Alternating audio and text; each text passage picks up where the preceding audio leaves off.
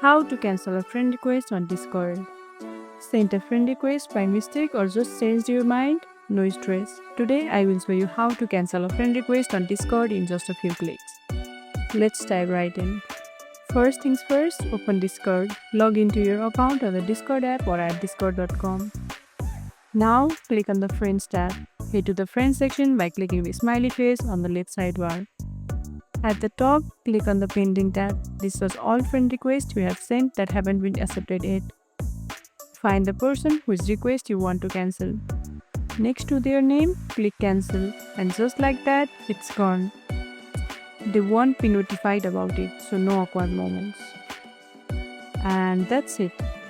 You have successfully cancelled a friend request on Discord. Quick, clean, and drama free.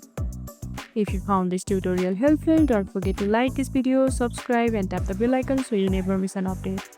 Comment below on what tutorial you want next. See you in the next one.